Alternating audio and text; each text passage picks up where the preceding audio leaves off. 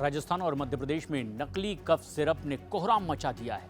बीते कुछ दिनों में इस खतरनाक दवा से अब तक के 11 मासूम बच्चों की जान जा चुकी है। मध्य प्रदेश के छिंदवाड़ा जिले में सबसे ज्यादा असर देखने को मिला है। यहाँ पर 9 बच्चों की इससे मौत हो चुकी है। डॉक्टरों को आशंका है कि बच्चों की किडनी फेल होने की वजह से ये मौतें हुई है और इसकी वजह कफ सिरप है।